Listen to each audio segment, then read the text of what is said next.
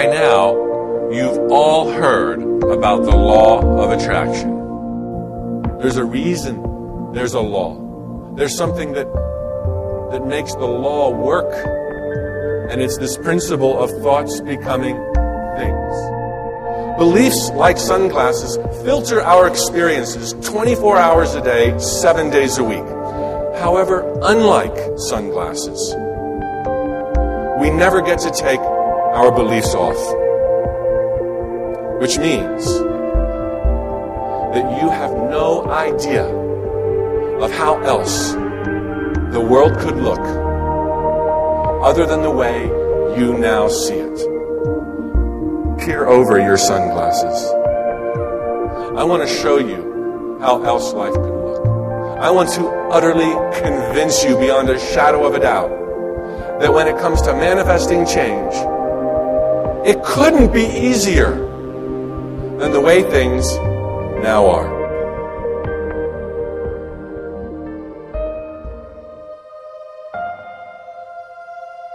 As a professional speaker now, I do quite a bit of traveling.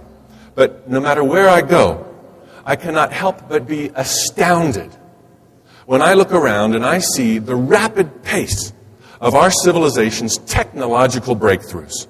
I mean, right now, as I'm speaking to you, some 200 miles straight up, just hanging there, there's an international space station being assembled. Our scientists these days are learning about the secrets of life by studying virtually invisible strands of DNA. And just a couple of years ago, practically, none of us had even heard of the internet. Just 500 short years ago, most people still thought the earth was flat. 100 short years ago, people the world over could still be heard saying, if God had wanted us to fly, He'd have given us wings. This is really an exciting time to be alive because people are finally discovering their power. People are finally discovering spirituality without the rules. And they're discovering, quite appropriately, their incredible responsibility. Not for the world necessarily, but for themselves and their own happiness. What's next? What timeless truths are we still blind to?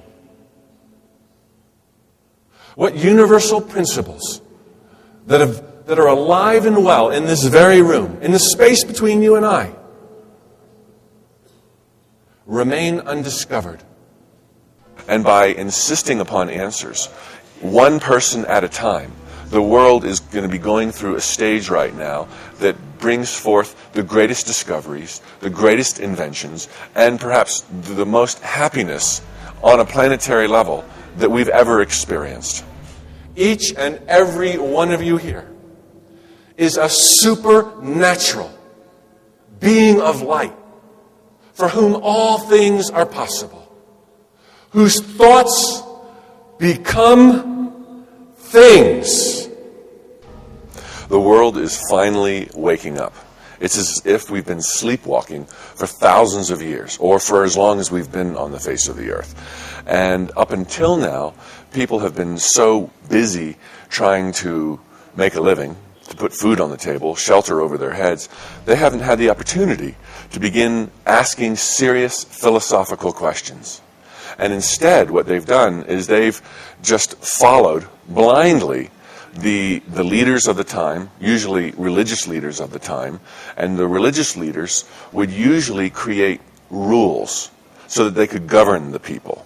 And we're finally at a place in history where people have the free time to ask the hard questions, and they're not settling for the answers that have been crammed down their throats since the beginning of time.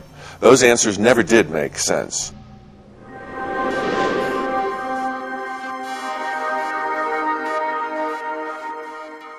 You are an effortless creator. You're not just a co-creator. Thinking that you're just a co-creator strips you of your power. Number two, we're going to talk about the miraculous mechanics, what actually happens that brings all manifestations to pass. And you're going to see that just because they are indeed miraculous does not mean they need to be mysterious. Then we're going to talk about playing the matrix. There's an actual matrix that we're going to be studying. And we're going to use this matrix to understand what it is we really want. And then we're going to use the matrix to define and clarify the end result. The end result that is step one in all manifestations. The power to have it all, this is simply what comes from us physically moving in the direction of our dreams. In this section, we're going to talk about how to take action and exactly what kind of steps should be taken towards the end results that you dream of. How to spiritually move in time and space.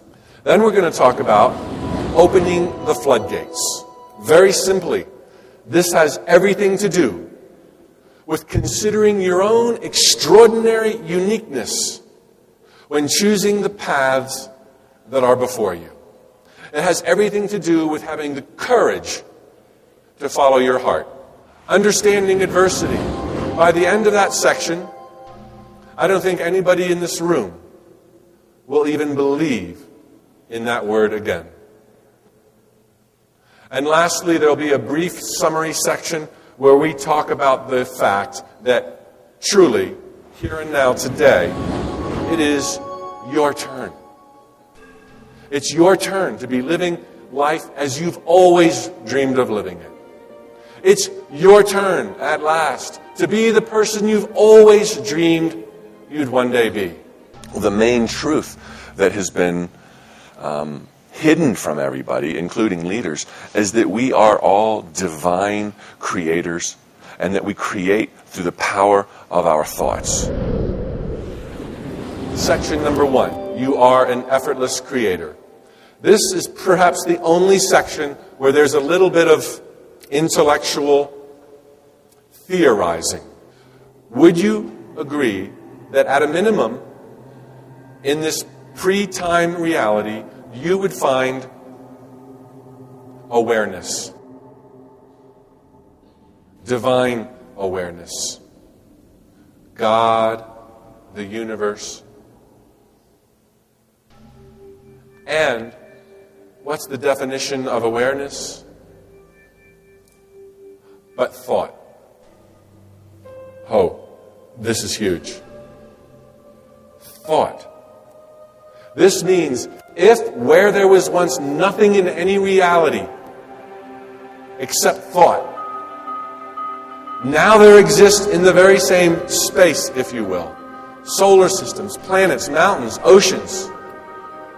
What must all material things be made of?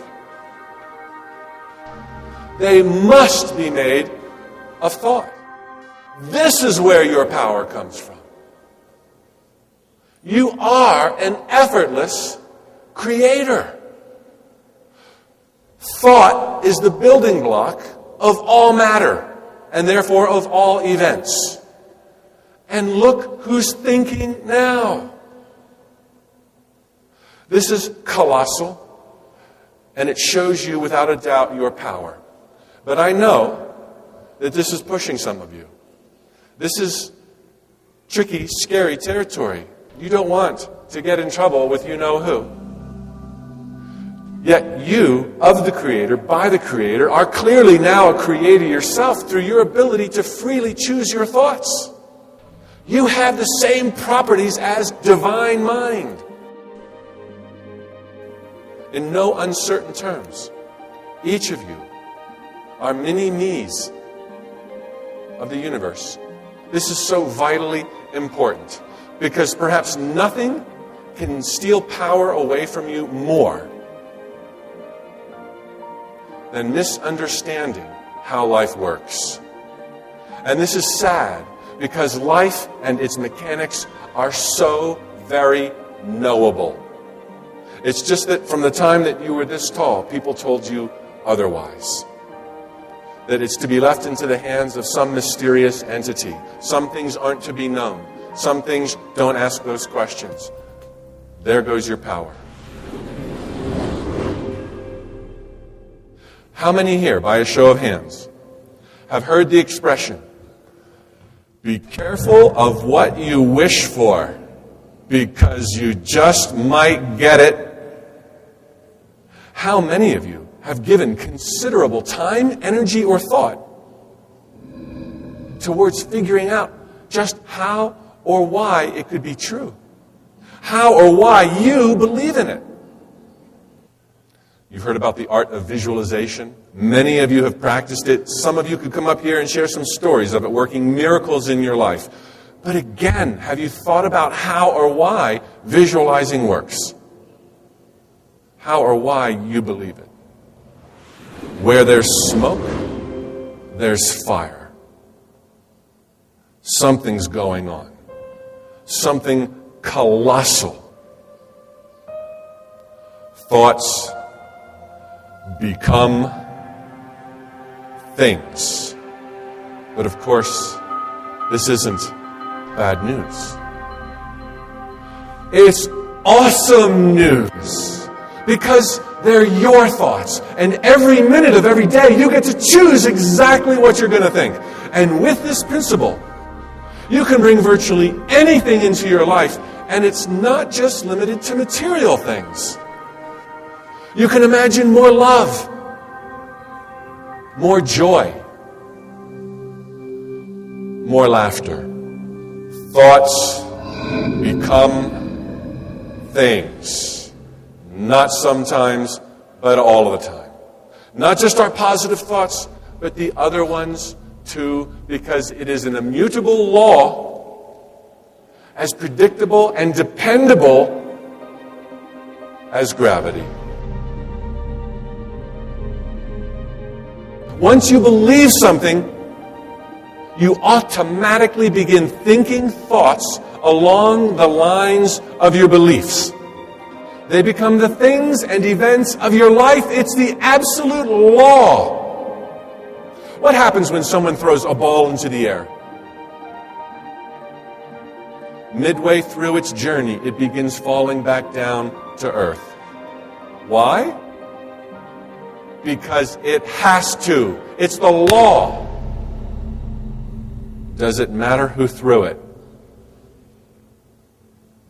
Does it matter how good-looking and popular they are? Does it matter where they went to school or if they never went to school?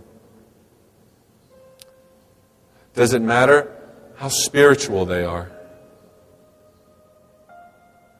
Does it even matter whether or not they know about gravity and the principles of physics for that ball to come back down to earth? No. Nothing matters once they throw that ball, because as it leaves their fingertips, the universe and its principles take over. And that's exactly what happens once you choose your thoughts. So choose them wisely.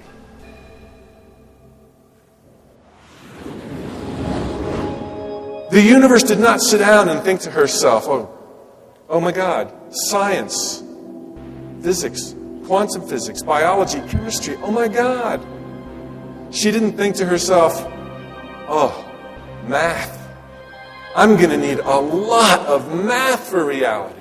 This was not a process that grew. This was a process that started with the end.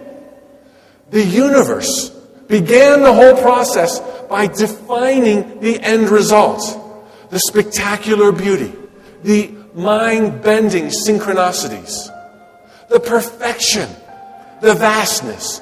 And in the instant that the universe or God defined the end result, boom, or bang, all of the sciences, all of the maths, everything necessary to support life in the jungles of time and space, as we now know it, fell into place. The greatest secret of the miraculous mechanics of manifestation is that the whole process happens in exactly the reverse order shown to us by our physical senses.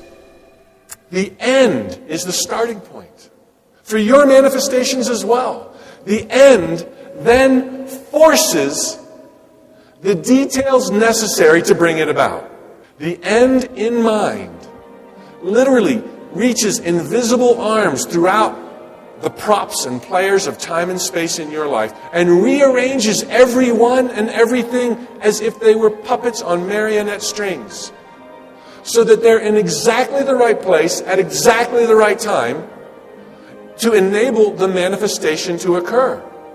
The end forces the means with which there will be a manifestation.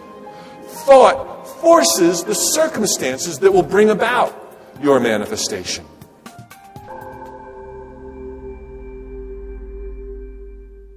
Whenever you want to affect a change of something in your life, you want more of something like friends and laughter, wealth and abundance, or less of something like calories or credit card debt. You, by the thoughts you think, are charging or commissioning the entire universe to change your coordinates in time and space. You want to go from A in time and space to B in time and space, where you can have a brand new experience. Well, very often, the only way that life's magic can take you from A in time and space to B in time and space is to take you on a journey through unthought of territory. In the instant you think a dream, or you think of an end result, it begins being drawn towards you, vis-a-vis an attraction process. Instead of spontaneous manifestation, the closest equivalent to what your dream is immediately being drawn to you, and you are being drawn to it effortlessly. The universe does the hard part. Never think about how. The hows are the responsibility of the universe. Our brains are far too small. When we try, we get in the universe's way. We tie the universe's hands behind her back. And worse than limiting an otherwise unlimited universe, when we mess with the cursed hows, we end up carrying the weight of the world on our shoulders. Because then, where is there room for life's magic? Where is there a partner in your manifestation process? When can the universe help you if you're insisting upon one avenue for your dream to come true? This is most often done in relationships. Oh God, please let Mary love me. I love Mary so much. Mary would complete me. Mary must be my soulmate. I know it. Look, how many people do any of us know really well? 100, 200, 2,000?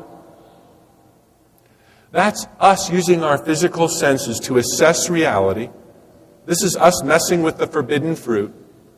And then drawing a conclusion that, well, of the 2,000 people I know, Mary is the finest. Let the universe figure out who you should best be in a relationship with. The universe knows about 7 billion people right now really well. You tell the universe, I want a new relationship. I want a travel companion. I want joy. I want to share the adventure. And in that instant, the universe knows who the perfect person is. And it could well be somebody you don't even know exists right now. And in that instant, that person is being drawn to you and you are being drawn to them. Until you say it's Mary. But it's got to be Mary. So you don't go on a blind date. You don't go to the Match.com. You don't do anything that opens up doors for the universe to find you. You're insisting on one person based on your limited perception of reality. An incredibly limited perception of reality. I mean, in the end, it could be Mary. You can still have Mary if you describe the end result to the universe. And if it's Mary, she'll come to you. But if it's Trixie, or Bambi, or Bunny, and you find your true love with her, you are not going to give a darn about poor Mary. Most people do not understand that the power of now exists only in thought. It does not exist in the illusions. The whole manifestation process starts in thought and finishes in the illusions. But to the physical senses, it seems that there are only the illusions. Most people not recognizing that the power of now is in thought, they begin a journey here and now, in the illusions, in this soup. But what are these illusions that we're sharing? The stage here, this room. But the culmination of yesterday's end results and yesterday's journeys. The illusions are the culmination of yesterday's thoughts.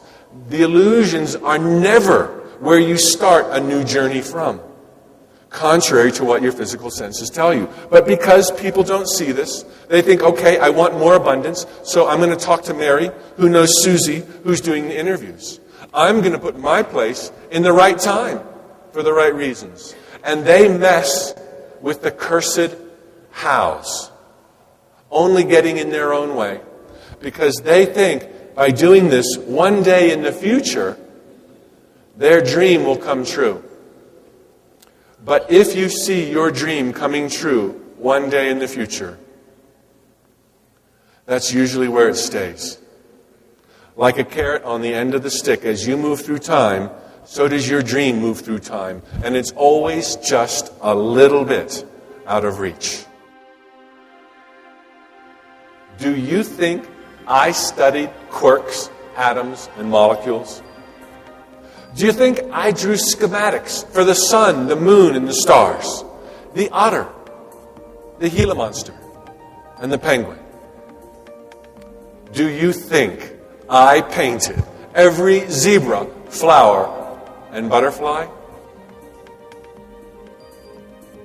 Or do you think I simply imagined the end result?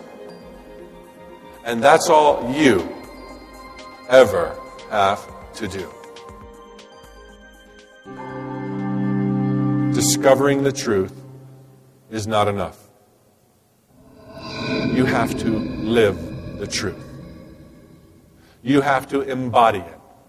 You cannot know that your thoughts become things and then go out scared into the world, timid, shy. You have to be the person of your dreams to the degree you now can. You have to step boldly in the direction of your dreams, believing in your inevitable success. It's not enough to know the truth. You need to start thinking those thoughts that will serve you, even though you might be in pain from a broken heart.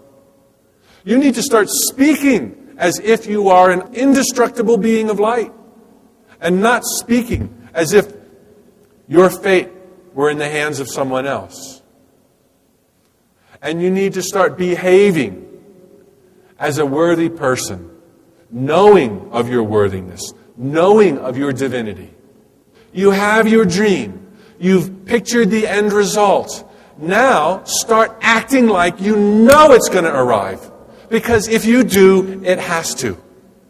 Start doing little acts of faith that imply the inevitable arrival of your dreams. I had a friend who is a karate black belt champion. He has a wall in his home filled with trophies, hundreds of trophies.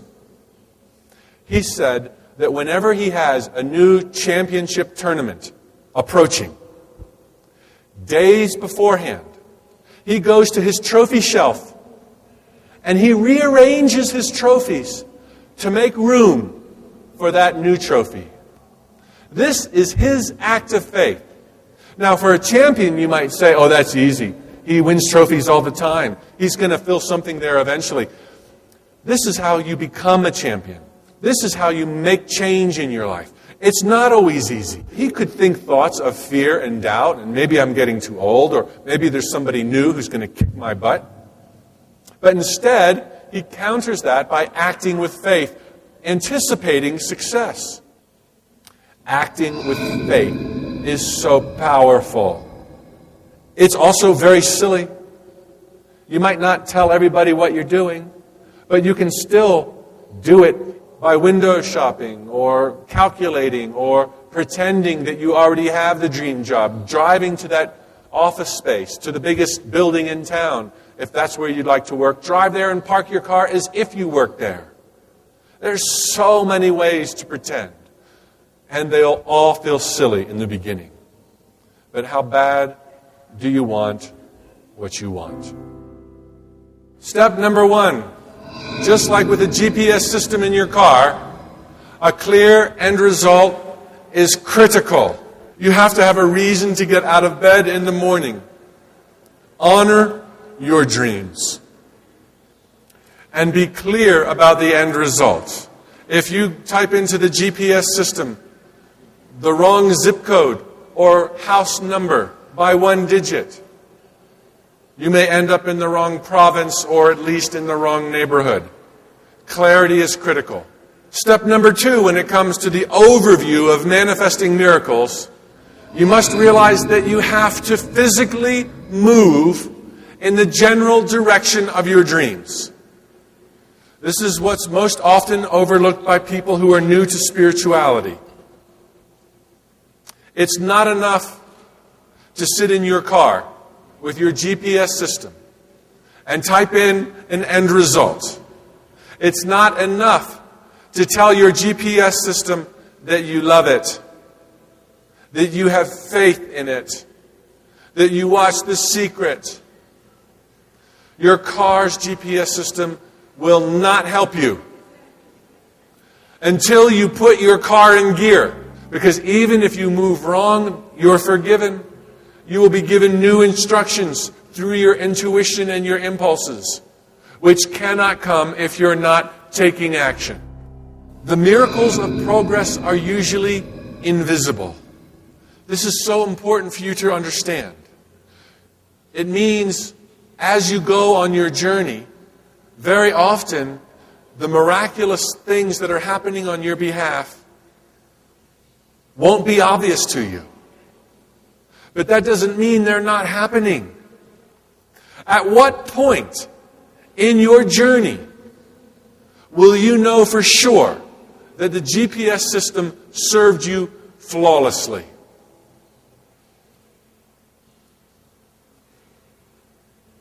When you arrived. Even though you had 2 hours and 55 minutes of nonstop miracles in this journey, 5 minutes before arriving, 1 minute before arriving, 1 minute before your dream comes true, everything, according to your physical senses, is going to look unfamiliar. Nothing will look like your friend's new home. Your physical senses will tell you you're flat out lost. And that means you'll tend to think it's time to quit, not knowing that you were only 1 or 2 minutes away from a warm embrace. Understand that the progress you make will be filled with miracles that are not obvious, which does not mean that they're not happening. If you knew of a spectacular mountain that was very, very tall, yet climbable, and if it was well established that from its peak you could literally see all of the love that bathes the world, dance with the angels and party with the gods, would you curse or celebrate each step you took as you ascended it? Righto, life is that mountain, and each day a step. Fear not. Last time I checked, you were so close to the top, they were taking your toga measurements. And number 4, when it comes to manifesting miracles, you can most foul things up by trying to override the system. In other words, if your GPS tells you to go north on Highway 1, don't argue. Playing the Matrix is about knowing what you want in terms of the end result and knowing how to define it. I had so much trouble understanding what it is I really wanted. And at that moment, the light went on, and I realized that I'm creating this material to help people manifest change, yet I've got a bit of a stumbling block myself here with getting clarity on what I really want. And as the book Illusions says, by Richard Bach, I highly recommend it. We teach best sometimes. We teach best what we most need to learn. So today's your lucky day. You can see that this matrix, from left to right, includes the entire spectrum of everything, of life as we know it, in time and space. On the left side, we have emotion-based end results. These are ethereal. These are all about your thoughts.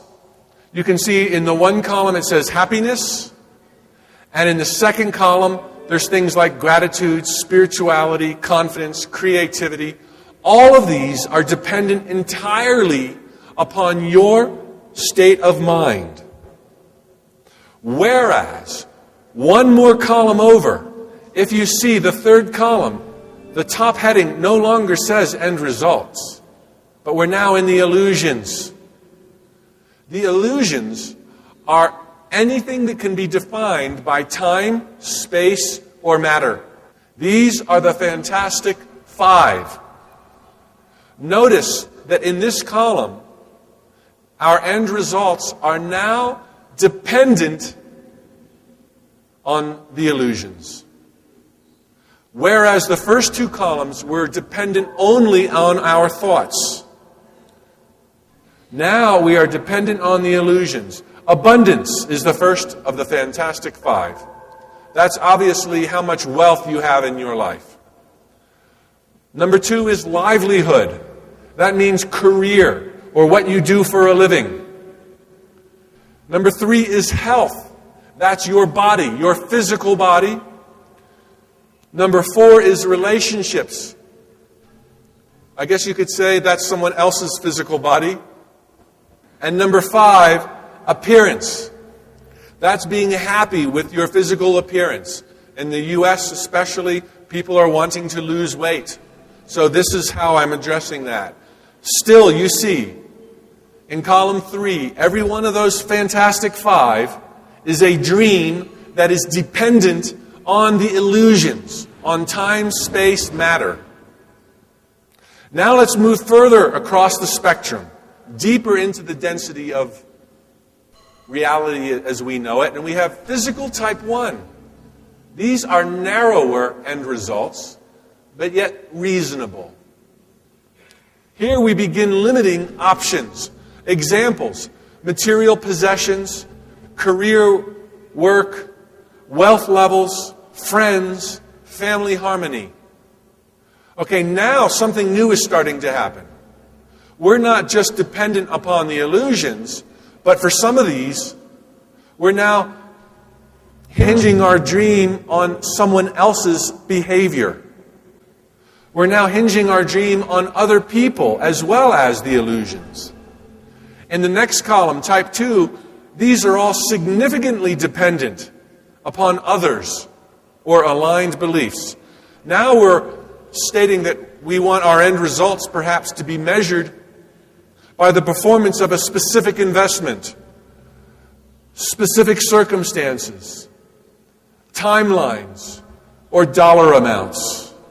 Now we're getting really specific in the illusions. And then the last column, finally, you can see that these are examples of worst case cursed hows. This is where you say you want someone to behave in a certain way, whether they're in your family or in your employment, or maybe it's somebody you work for. This is wanting a customer or a client to buy something in a certain way. These dreams in this last column, these end results, are entirely dependent upon other people. So there you have it, the entire spectrum of reality as we now know it. On the left, 100% dependent upon your focus and your chosen perspectives. Has nothing to do with time, space, or other people. But then as we move across the spectrum, we become dependent upon the illusions and then other people to the point of being entirely dependent upon others. This is a palette. This shows where you can choose your end results. None of them are out of bounds. But it's important that we understand the flow of the matrix to understand the likelihood of our success. Earlier in the mechanics of manifestation, where did I say all manifestations begin? Yes, they begin in thought. Thought of the end. That's the beginning point. The end result in mind. That tips us off as to where we begin playing the matrix. We begin in thought, which is the left 2 or 3 columns. This is why I advocate defining your dreams generally. And this will become clear in just a few moments. This is where we say we should begin with the end results, either happiness or inner beauty or going down to abundance, livelihood, relationships, appearance. Because what we also said in the mechanics of manifestation is that the end forces the details. Thought forces the circumstances of your life that will yield the manifestation. When we start with end results that are in these 3 columns, everything to the right of those 3 columns will automatically be forced and positioned exactly right so that we can experience the manifestation of what we put out there to begin with. So if you start in the 3rd column with abundance, and that's your end result, more money, and you move with it consistently, everything to the right of abundance will be taken care of flawlessly for you. That means material possessions, check. Career at work, maybe not. Maybe abundance will come to you through some other means, and it won't be your career. So maybe you're not going to have that in check. Wealth levels, check. Friends, no connection. Family harmony, no connection. Okay, now we'll go to the type 2. Specific investments, maybe. Some may pan out, some may not. Specific projects, all of that column is maybes. These consequences, see the arrow here? Everything to the right becomes a consequence that's taken care of for you. If you start in the leftmost column with happiness, this is where magic starts happening. Because the only way you can be truly happy, if happiness is your ultimate end result, is if everything to the right of happiness, which is everything in the matrix, is taken care of for you. This takes care of abundance. This takes care of creative work. This takes care of friends and family harmony to the degree it's not dependent on someone else. Happiness is the ultimate end result. Not because material things don't matter, but because material things do matter. And the best way to get them in your life is to start playing the matrix in these left columns, happiness being the ideal. But you can still go straight to abundance. As divine creators living in a dreamlike world at this moment, there is enough for everybody. We can all get that monkey off of our back with regard to finding abundance in our lives. And it does not mean that someone is not spiritual if they gravitate towards material possessions. You can have both. The fact of the matter is, all constructs in time and space, material or otherwise, are spiritual. Where do most people begin playing the matrix when they want to cause life changes? Right. On the right-hand side of the spectrum, usually in the last column. And they're saying to you or other people, I'm not going to be happy until you behave a certain way. I'm not going to be happy until you give me more money at work. Immediately, most people try to affect life changes by going to other people. And here's what's bad about that. Not only are other people protected from them, not only may they not get the behavior they're asking, but even if they do get it, the matrix does not flow from right to left. They might get their employer to give them a raise, but that's not necessarily going to help them with their investments, that's not going to help with family harmony, and it's not going to make them happy. See the arrow on the bottom under the red column, cursed house. The matrix does not flow from right to left. If you play the matrix on the right-hand side, not only are you unlikely to achieve success because your dreams are dependent upon others, but even if you achieve success with that one regard, it will not flow through the rest of the matrix in any way. Your happiness is not at all assured. So you don't want to attach to that car, or to that party, or to that house, because somebody probably already owns that house. But if that house is just a reminder service to you of the glitzy glamour life that you're going to be living eventually, then those pictures are valuable. Those details are excellent. But only to the degree that it reminds you of a bigger picture and you're not attaching to those specifics. You don't care who falls in love with you as long as somebody falls in love with you that you love as well. That's what you really care about. Don't insist that it be a certain person. Insist that it be the right person. You know, in general terms. And the universe can then have free reign to choose from the 7 billion people who now live on planet Earth, rather than you choosing with your physical senses alone. So I am not saying don't visualize the red Ferrari. That's really important. I'm not saying don't visualize the details of what your calendar is going to look like when you have a new relationship.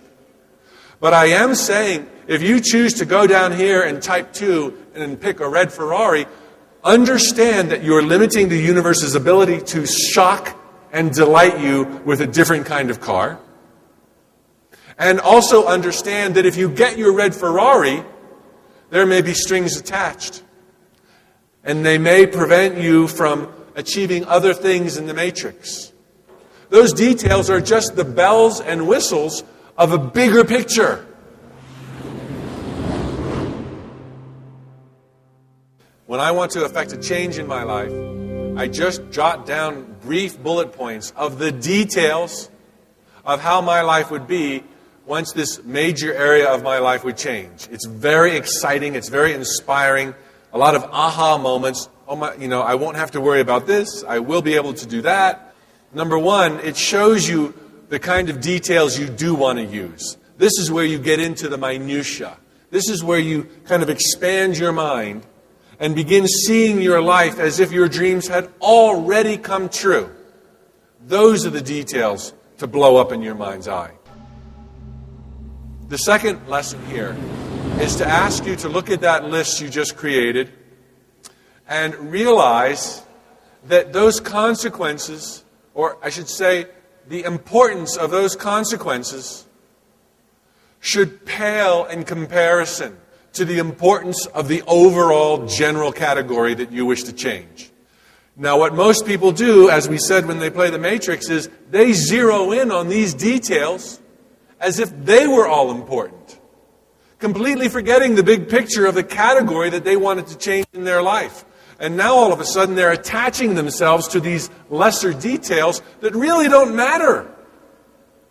That's what I wanted to show you, the relationship between the general concept of where you want to change your life versus the details that will be falling out as a consequence. And you can then see these details are not nearly as important as the big picture. And number 3, in playing the Matrix, once you've decided the thing you want in your life, and you've got the consequences detailed, it's now time to start visualizing. It's now time to start thinking those thoughts. If you understand your thoughts become things, it would then behoove you to set some time aside every day to think those thoughts. So let's talk about visualizing. First and foremost, just do it one time a day. That's all that's necessary. You can think happy thoughts all day long. But in a formal, ritualized way, just do it once and let it go. Number 2, don't do it for longer than 5 or 10 minutes at a time. Number 3, imagine every conceivable detail. When you're visualizing, see the sights, the colors, hear the sounds, smell the aromas, feel the textures. Put in all of these details. Guideline number 4, feel the emotion. Emotion is the turbocharger of manifestation. No matter how silly it seems in that dark and quiet room, when you're all alone going, woo-hoo-hoo-hoo-hoo, do it. Your dreams are worth it. Emotion will make them come to pass or manifest faster. Number 5, put yourself in the picture. It's not enough to stare at the brochures or the vision boards. You need to be in there living your dreams. And number 6, dwell from the end results or beyond. When you're visualizing, you want to see the life of your dreams as if it's already happened. You don't want to be thinking about, how am I going to make it happen? Pick a room in your house, a chair you're going to sit in regularly, a time of day, and stick to it. And I highly recommend buying a little timer, a kitchen egg timer. You set it for 5 minutes to count down to 0. When it gets to 0, the buzzer goes off and you're finished until tomorrow. And now here is very confidential, proprietary information. When you are visualizing, get physical. By getting physical, you create more energy. The energy creates more emotion. And emotion makes it happen faster. So I visualize for 1 minute. And not only do I visualize the joy, but I get physical. I'm in my room, my home office, and I'm, woo-hoo-hoo! I love this job! And my dog goes running and the bird goes flying. It's time to do something different. It's time to do something different. And this is, however silly it seems, is a step in that direction. Did you know that whenever you think a brand new thought, however fleeting, there are switches flicked here, buttons pressed, levers thrown, banners unfurled, wheels turned, hats tipped, winks winked, angels sent, connections made, and conga lines formed. You wouldn't even believe me if I told you what happens when you visualize. The power to have it all is the action section. You kind of move into the mansion of your wildest dreams. And then your behavior automatically changes, literally overnight. Be there. Go there now and never leave. Imagine that your dreams have already come true. Live your life from that mindset. Predicate your behavior on that reality, not on the illusions that now surround you. Filter every thought, question, and answer from there.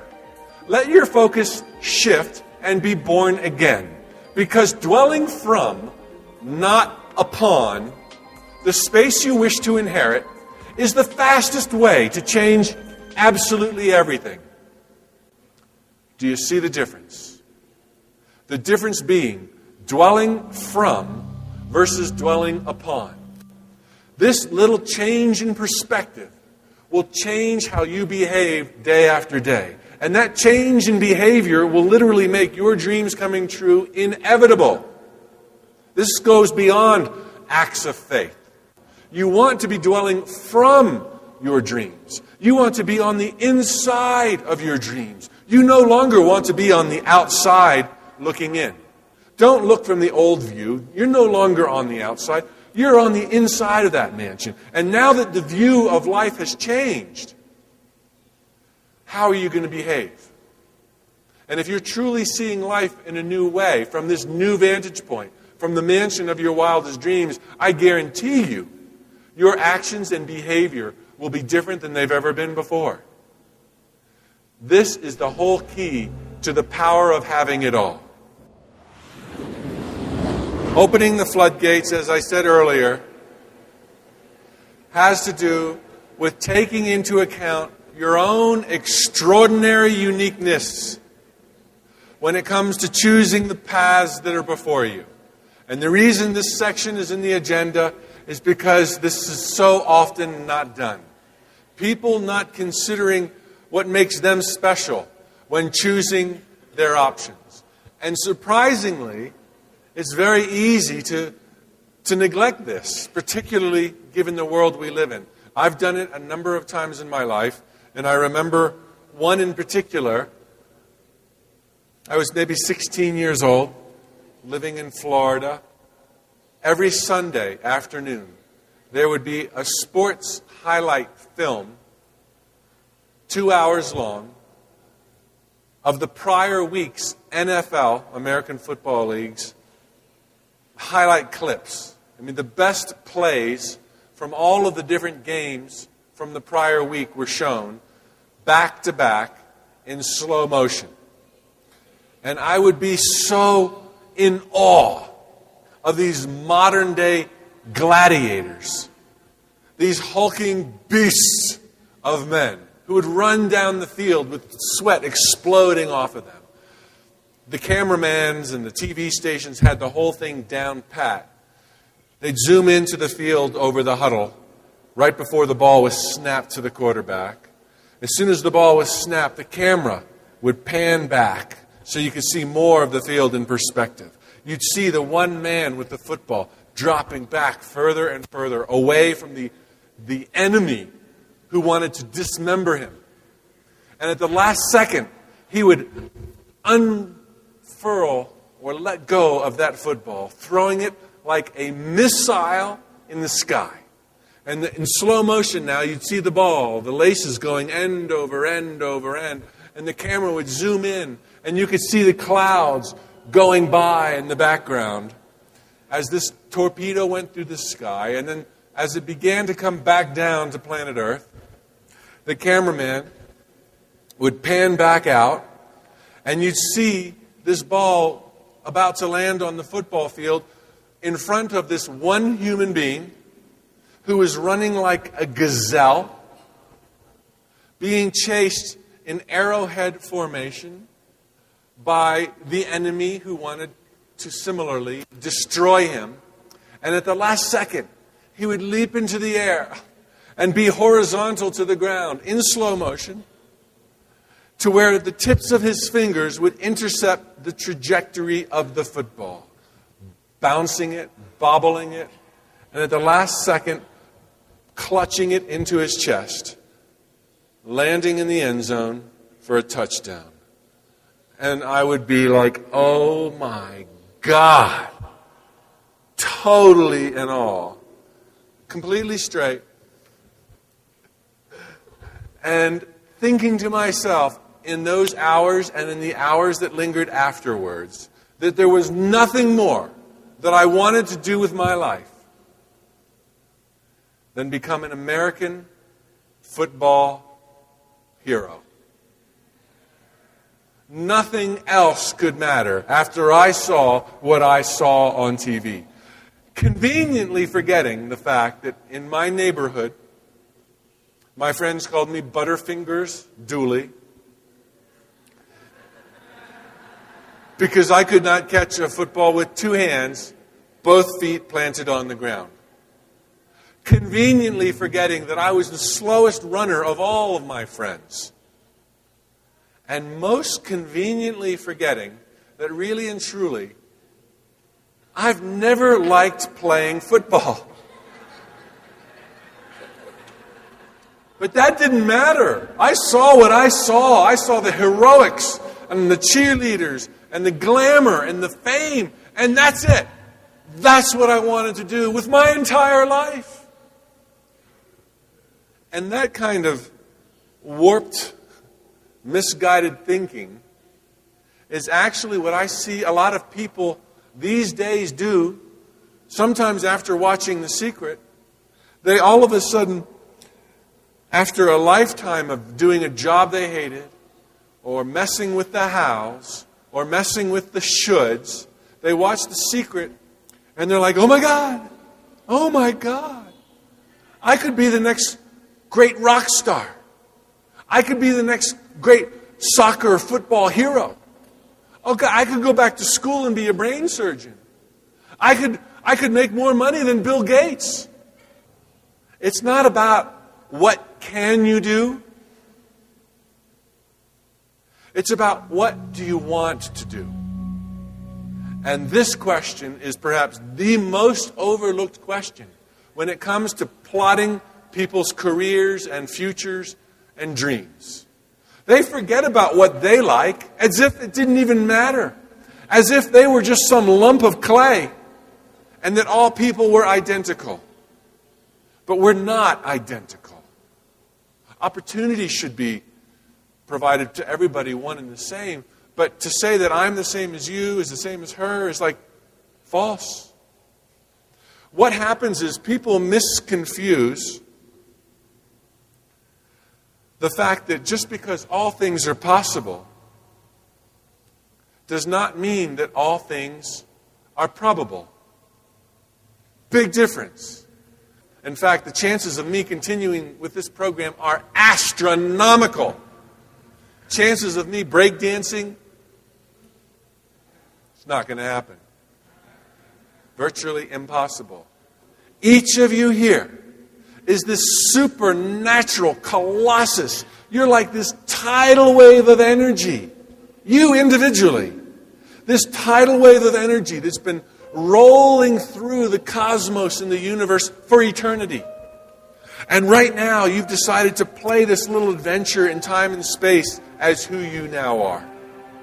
But to neglect this magnificent amount of energy that you rode here upon, and all of a sudden say, well, I don't know what I want to do, but Tom Selleck or Brad Pitt sure make that life look good. I'm going to go ahead and do it.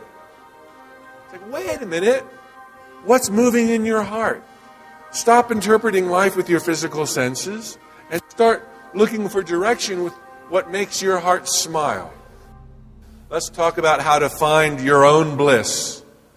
And first and foremost, it'll come from this statement: be led by joy, not future dividends. So don't be led by the idea that you're going to do it for money, because the money will come if you're doing it for joy first. Joy does not mean challengeless. There will be challenges no matter what path you go down. It's naive to think that there won't be any. Because with a little bit of deductive reasoning, you can immediately understand that your life would not be worth living, because they give us something to strive for, to reach for, whether it's difficulty or a dream coming true. If we didn't have that, you would die of boredom. Selfishness is a virtue. I, the universe, the sun, the moon, and the stars, the Alpha and the Omega, and all the rest, have created a paradise in time and space so that I, through you, might experience its infinite splendors, drink from its every cup, and live, love, and be merry in ways impossible without you. Your desires are my desires for you. What you want and when you want it, these were my ideas too. Your dreams are my dreams. You are the end-all and be-all of time and space. The only reason for this Garden of Eden. You can do no wrong. There are no mistakes, and it is all good. Follow your heart and delight in your preferences. Approve of yourself. Stake your claim. Demand it and hold out your hands. Banish your doubts. Get off of your knees and live as you please. Your dreams are untouchable by others. So when choosing the path you want to go down before you, do not worry that someone could derail your train. Your life purpose is simply to be. When you're deciding what to do with your life, Don't get caught up in those thoughts of, why am I here? What am I supposed to do? Who am I supposed to be? None of that's relevant. You're here to discover what you want to do. That's your purpose. When otherwise stuck, chance the unknown. This means, perhaps going back to school, quitting a job, changing a career, moving to a new city. When you do these things, you throw open the doors of possibilities. But I would only advise doing them when you have that internal green light that gives you the go-ahead. And you're not going to be violating other people in your life. And finally, honor your preferences. Having preferences doesn't mean you're judgmental, whether they're likes or dislikes. They just ensure that as the winds of divinity are blown through your heart, the melody is unlike any other. Why do bad things happen in time and space?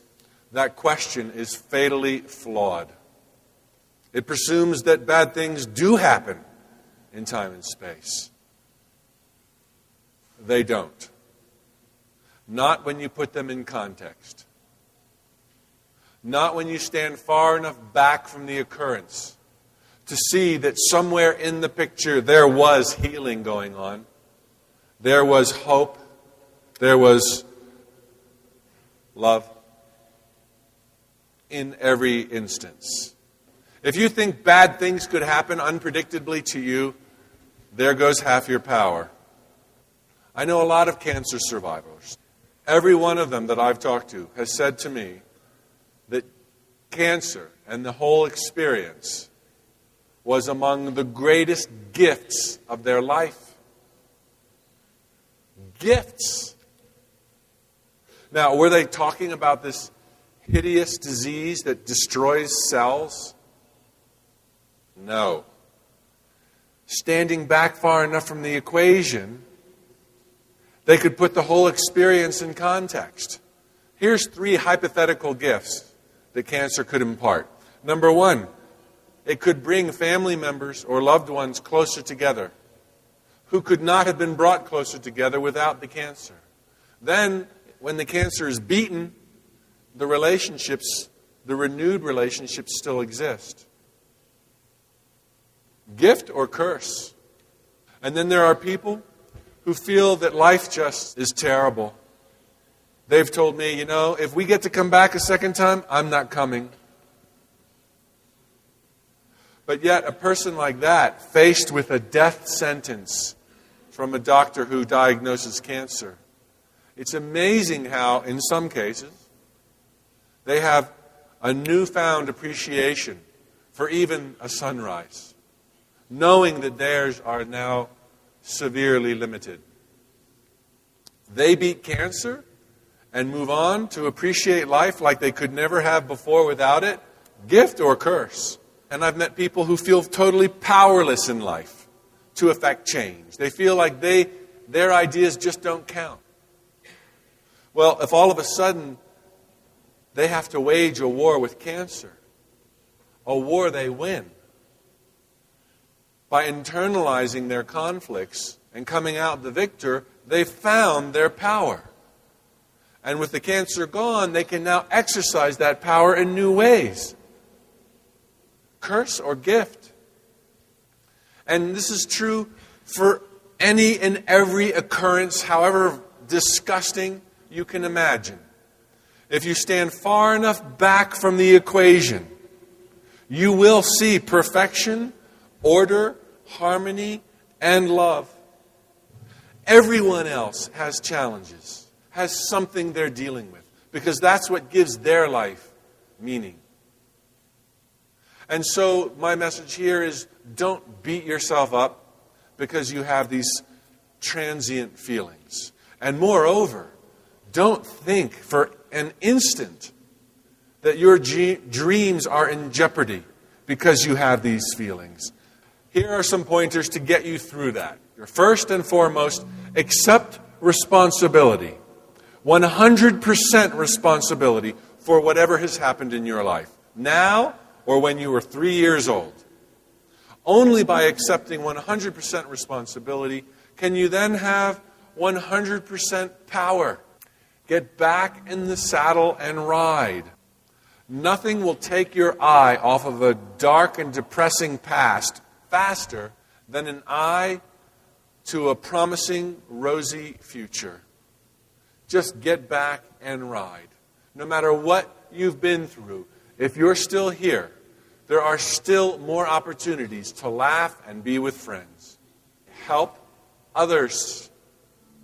What is it that you most need or want in your life? Is it confidence? Cash? Whatever. Whatever it is that you need, help someone else get it in their life. By helping another in the area that you need help, you will finally see yourself in a whole new light and be able to move forward. If adversity can make your life better, is it really adversity? It's your turn. You've probably heard the expression, fortune favors the bold. At first glance, to me, it kind of meant achieving the end result. The final steps in the journey. That's what boldness did mean to me. But with a little bit of the thought, deductive reasoning, it's not the last steps in a journey that are bold. Those are the easiest steps. It's the baby steps, the first steps in a journey that are bold. How could anybody think these little steps would make a big dream come true? And so most people don't take these little baby steps. Only the bold take them. This is how they become known. Because in spite of all odds, they still took these little tiny steps that turned into great, big, giant leaps. Look at Oprah Winfrey. Which was more bold? When she launched what is debatably the most important TV network on the planet? I mean, she was already worth $250 million when she did that. Or was it more bold when, as a young, black, overweight, undereducated female teenager, she had the guts to interview against older white men who were better educated with more experience for a broadcasting position? It's those first steps that are almost embarrassing to take because everybody knows you have big dreams, yet there you are, being humble, just doing what you can because it's all you can do. No matter what you do with the rest of your life from this day forward, nothing will compare to the fact that you're even here alive at all.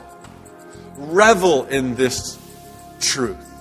Revel in the magnificence of who you already are. Few of you here could climb Mount Everest tomorrow.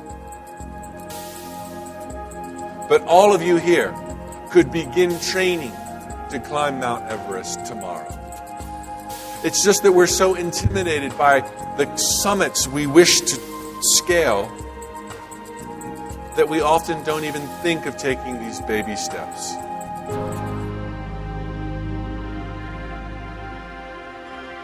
It's as if all of the actions we take in our life kind of represent dots on a wall. And so often the actions you take tomorrow morning, Monday morning, won't seem to add up to the life of your dreams. But they're still nevertheless vitally important because the more you do, the more dots you throw on the wall, the more opportunities you give the universe to reach you. And as you busy yourself mastering what's on your plate now, even though it might not be glamorous, one day you'll look up at that wall and it'll be like, oh my God, it's a masterpiece. And it's going to be because after you did all of your things, little things, baby steps that were not glamorous, the universe comes along behind you and connects the dots, creating a masterpiece. The universe does the hard stuff if you do the little stuff. Woo! Fellow adventurers, it has been a great honor to share these ideas and these insights with you, because you are supernatural. Until next time, thank you.